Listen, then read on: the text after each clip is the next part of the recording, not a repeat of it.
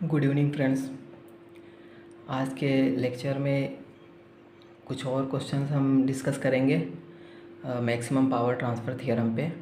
Okay, तो questions आपके सामने है कि assume V S equal to 250 sine 500 T volt and Z S equal to 100 plus J 200 ohm. Okay, source impedance हमारा 100 plus J 200 ohm दिया हुआ है। If Z L to be parallel combination of R and C, जो load impedance है वो क्या है कि पैरेलल कॉम्बिनेशन है आर एंड सी का।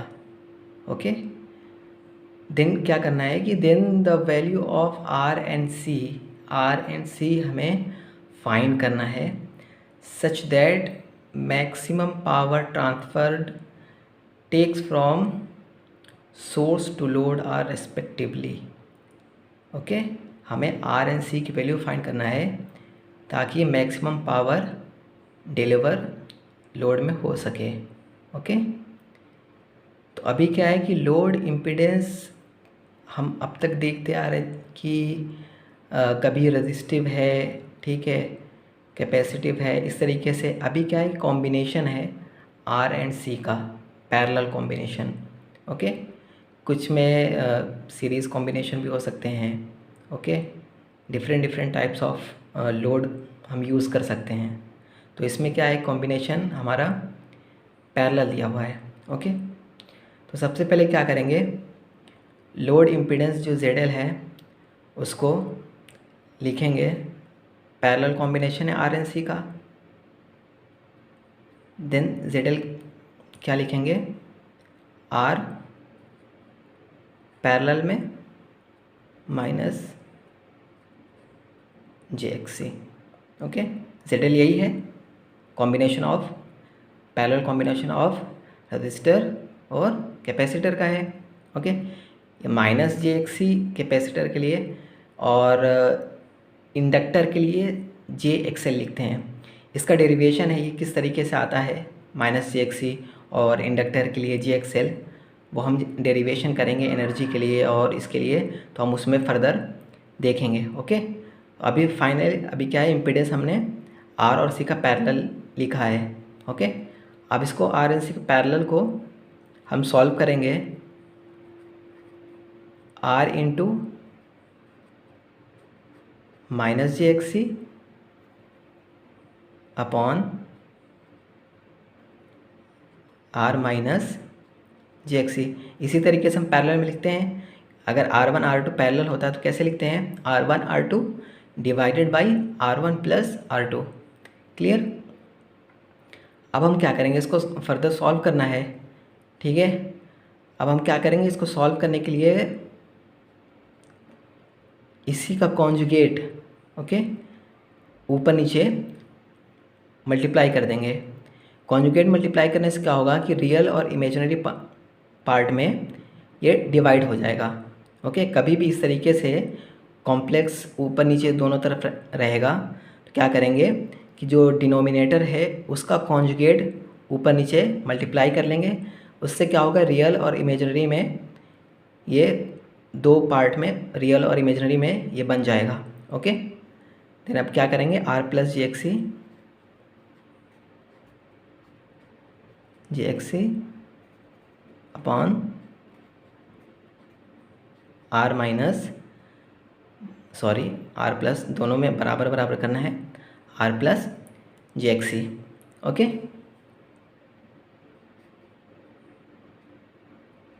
अब देखिए, R minus JXC, R plus JXC, A plus B, A minus B, A plus B, A square minus B square, minus B square minus B square का मतलब J square, J square की value -1 होती है, मतलब plus हो जाएगा। Okay, plus होने के बाद इसको आपस में मल्टीप्लाई करके सेपरेट करेंगे रियल और इमेजिनरी टर्म्स में।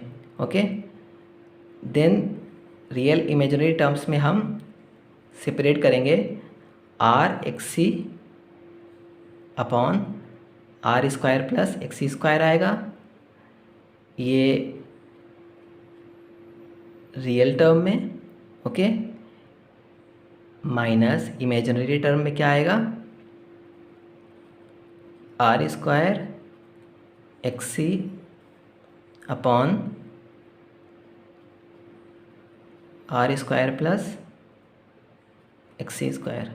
ओके, इसको हम इक्वेशन फर्स्ट कर देंगे। ओके, इसके बाद क्या है कि फॉर एमपीटी मतलब मैक्सिमम पावर ट्रांसफ़र थ्योरम के लिए हमने कुछ कंडीशंस बताई थी, ZL और ZS मीन्स ZTH। ओके, उसके लिए हमने क्या कंडीशन बताई थी कि ZL में अगर लोड में अगर रजिस्टर और क्या रियल और इमेजिनरी दोनों पार्ट अगर होंगे, ठीक है, तो उसमें क्या करना है, R और XL है। तो हमने जो कंडीशन बताई थी उसमें क्या था कि जो रजिस्टर की वैल्यू क्या है कि RTH के बराबर आ रही थी और XL की वैल्यू क्या आ रही थी, माइनस XTH आ रही थी। ये हमने लेक्चर में डिस्कस किया था, प्रीवियस लेक्चर में, जब शुरू में 4 लेक्चर में हमने सिर्फ कंडीशंस डिस्कस की थी, तो उसमें ये सारी चीज़ें हमने डिस्कस की थी। ओके, तो उसके हिसाब से ZL इक्वल टू क्या होगा, ZS कॉन्जुगेट। ओके, क्योंकि हमारा RL कितना आ रहा था, RTH आ रहा था और XL माइनस XTH आ रहा था। उसका मतलब ZL क्या आ रहा था, RTH minus JXTH। Okay, but ZTH या ZS एक्चुअल क्या है, RTH प्लस JXTH है, मतलब कि एक दूसरे का कॉन्जुगेट है। ओके, इसीलिए हमने ZL को ZS कॉन्जुगेट लिखा है। ओके, ZS हमारा दिया हुआ है यहाँ पे, ZS कितना दिया हुआ है, 100 प्लस J200। ओके, इतना दिया हुआ है हमारा। देन ZL क्या हो जाएगा, इसका कॉन्जुगेट 100 माइनस J200। क्लियर, इसका कॉन्जुगेट हमने लिख लिया, इसको इक्वेशन नंबर 2 कर देंगे। क्लियर, अब क्या करेंगे, हमारे पास लोड इम्पीडेंस हमने यहाँ पे भी निकाला है रियल इमेजिनरी के टर्म में, और हमें ZL की वैल्यू एक्चुअल में पता भी है, तो आपस में इक्वेट कर लेंगे, रियल को रियल के साथ, इमेजिनरी को इमेजिनरी के साथ। रियल को रियल के साथ करेंगे, इमेजिनरी को इमेजिनरी के साथ इक्वेट कर लेंगे। ओके, देन अब क्या करेंगे हम, फ्रॉम इक्वेशन 1 and 2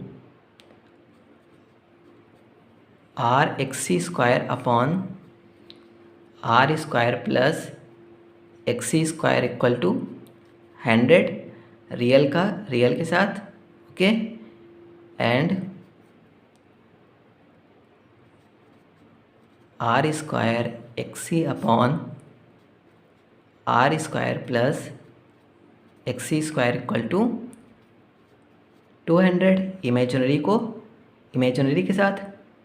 क्लियर, अब क्या करेंगे, दोनों को सॉल्व करेंगे। On solving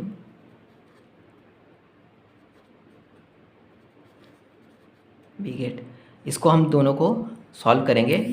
okay, then solve करने के बाद XC की वैल्यू हमारी 250 ओम आएगी।